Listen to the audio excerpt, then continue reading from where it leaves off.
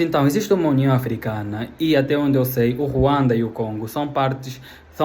países integrantes da União Africana. Mas por que os problemas dos africanos precisam ser resolvidos pelos americanos ou pelos europeus?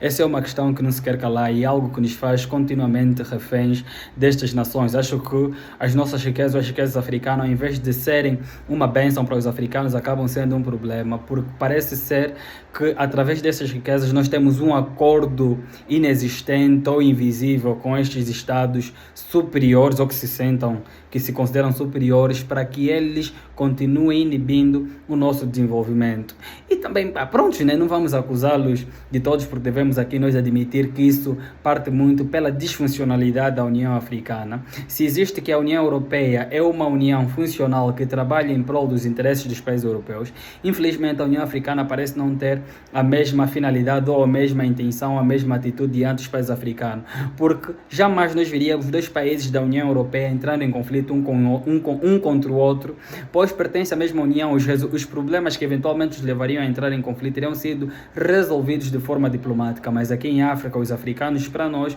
foi muito difícil ou é muito difícil mantermos a paz sem que nós venhamos a viver uma guerra antes, e foram dois países pertencentes à mesma organização, ou seja, de União a União Africana não tem nada, porque se tivesse, nós teríamos tido, em teoria, um exército que procurasse salvaguardar os interesses todos dos países membros da União Africana, que não é o caso. Pelo contrário, dois irmãos atacaram-se uns aos outros e depois veio um intermediário lá de fora dizer: olha, eu vou resolver os vossos conflitos, mas em contrapartida esse irmão, como tem muito dinheiro, eu vou explorar parte das riquezas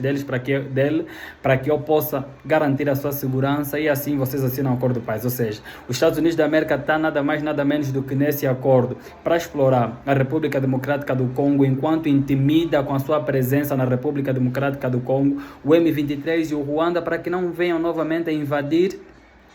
o Congo. E aí perguntamos nós, qual a verdadeira importância da União Africana? E se calhar, digo eu, poderíamos nós começarmos a pensar em estratégias e olharmos mais para o BRICS como uma alternativa para que nós viemos a ter uma África mais forte. E por que com o BRICS provavelmente nós teremos uma África mais forte? Porque o poder que a Europa, os Estados Unidos da América e a China têm sobre a África é pelo fato de estes serem os principais mercados em que os africanos recorrem para comprar produtos terminados ou já refinados. Ao passo que os BRICS vai aparecer como uma alternativa, com uma moeda própria e com a economia potencial ou grandesca como a China, o Brasil, a África do Sul, a Rússia e a Índia. E se boa parte dos países africanos adotarem ou aderirem ao BRICS, aí sim o BRICS vai ser um verdadeiro sucesso. Porque duvido muito que o BRICS venha a ter aquele sucesso que se espera enquanto boa parte dos países africanos ainda forem dependentes, ainda forem capazes dos países europeus ou da União Europeia, das Nações Unidas, isso controlada pelos Estados Unidos da América e por aí fora. Então, se nós quisermos se o BRICS quiser realmente funcionar, deve procurar cativar boa parte dos países africanos. E eu defendo o BRICS, pois o BRICS não vai ver como uma ideia imperialista, vai ver como uma ideia que venha gerar desenvolvimento em todos os países membros através de negociações entre eles, ou diferente do que acontece com a União Europeia, em que elas procuram tirar matéria-prima de África, levarem para a Europa, refinar essas matérias-primas, então vender a preços absurdos aos africanos, e os africanos parecem ser obrigados a comprarem dessas economias. Já se boa parte dos países africanos pertencerem ao BRICS, isso vai ajudar a economia brasileira a crescer, a economia chinesa vai se tornar ainda maior, a economia sul-africana, bem como a economia de todos os outros países membros, e em contrapartida os Estados Unidos da América e a Europa vão começar a sentir o sufoco da ausência dos países africanos sobre dependência deles, porque agora, para terem que comprar ou ter acesso a riqueza ou recursos ou matérias-primas de África,